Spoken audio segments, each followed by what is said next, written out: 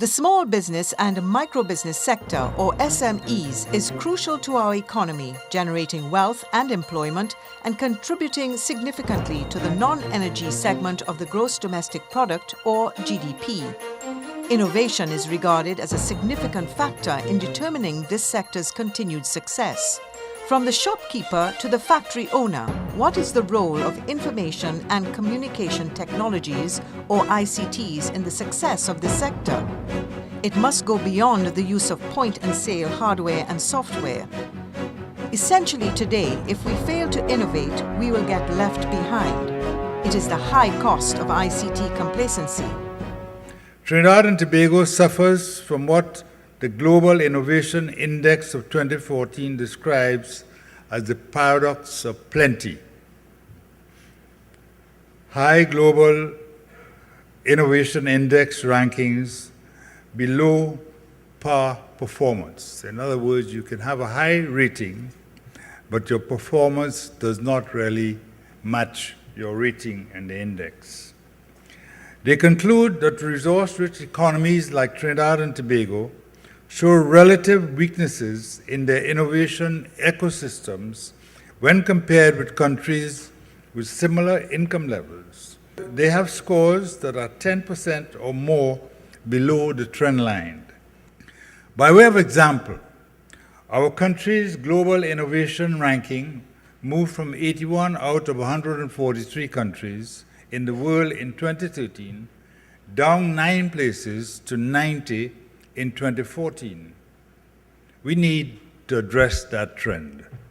To help harness the benefits of information communication technologies in SMEs, the Telecommunications Authority of Trinidad and Tobago held a one-day workshop and mini-exhibition entitled ICT Innovations for Boosting Profit Margins in Small and Micro Enterprises. We all use ICTs in our daily lives, whether we are aware of it or not. But what exactly do these 3 letters signify? So ICTs, we're talking about this term ICTs. What does ICTs mean? Well, according to the UNDP, ICTs are basically information handling tools. They are a varied set of goods, applications, and services that are used to produce, store, process, distribute, and exchange information. The UNDP further went on to describe the old ICTs and the new ICTs. We have old ICTs that focus on radio, television, telephones, and so on, and we have the new ICTs that focus on satellite services, computers, the internet. And when we have a merger of the old ICTs and the new ICTs, what we find is we have what we call a networked world. Every individual and every business in the world are now connected with one another, and that's a great step for mankind. For the small and micro business owner, it is this connectivity that facilitates the creation and delivery of products and services on a global scale.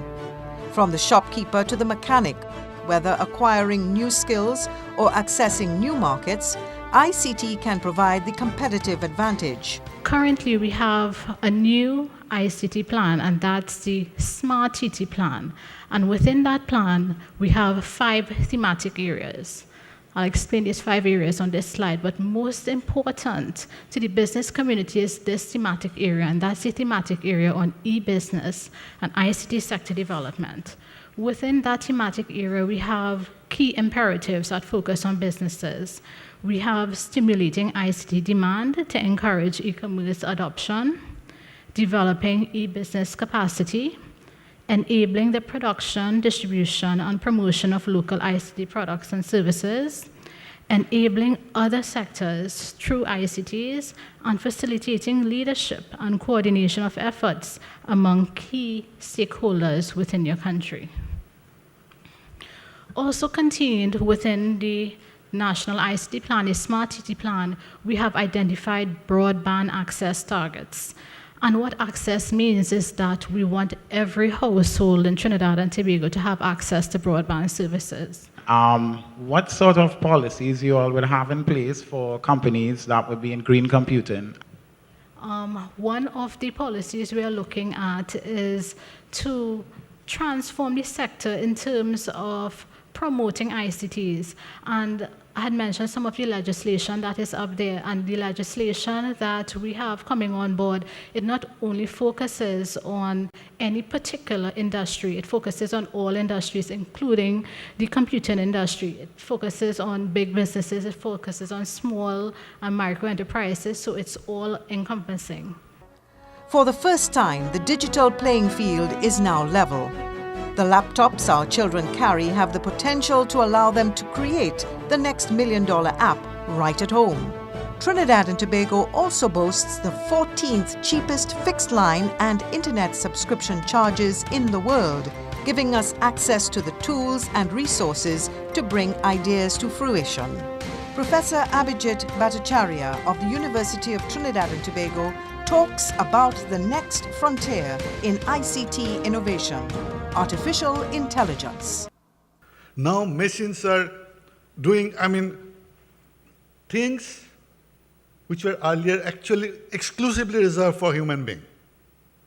Say brain-computer interface, you go to and Google it, see what kind of capabilities machines are now today getting, that it can read your mind, it can select a music to uplift your mood if it says that, okay, you are in a bad mood.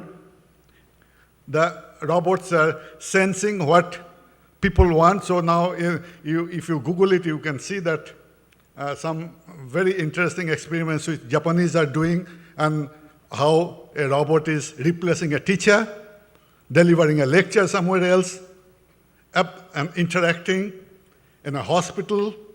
Nurse is being replaced by robot, and actually patients loved it. And then the Jeopardy contest, you must be knowing that one of the toughest probably contests, the quiz contest. And in 2011, the IBM computer Watson, it defeated the top 2 player in Jeopardy, where questions are very tricky, where words may have double meaning. Their computer is understanding actually what you are asking and defeating the champions. So that is the power of artificial intelligence. A doubles vendor. I had some friends visiting me from the east. I live in south. And I drove to like 8 different spots because they wanted doubles. And no one was there. And I thought, an app would be great so you can find a doubles vendor on the side with GPS mapping and all that. How do you convince a doubles vendor who makes $1,000 in a few hours to sign up for this? I think that convincing the entrepreneur, that to me is actually quite easy, because I did it with a woman in India. She was manufacturing ties. Today her ties are sold in some of the best places, most pricey places, and that she's an illiterate lady. Okay, but I think one has to, they won't buy it if they don't see what it can do. Moment cash box starts ticking, you see that buying takes place. And initially, we have to involve them, so there is no expenditure involved on the doubles vendor side. It is kind of, any mobile entrepreneurs today is doing. They're creating value for nothing. Just no cash, but still creating value. The same way probably the mobile app developer can work with the doubles vendor initially to show that why it makes sense. At the World Telecommunication Information Society Day event, attendees got the opportunity to interact and experience some of the innovative technologies. On display were modular robotics displaying lifelike behaviors when connected together, as well as circuit-creating kits for students. Stakeholders from both the public and private sectors were also on hand to share their information and expertise as to why the need to innovate is necessary to counter competition. The infrastructural benefit is there for SMEs to reduce cost, drive sales, and become players in potential markets. generating wealth in sectors other than oil and gas as Trinidad and Tobago moves to the future in the information age.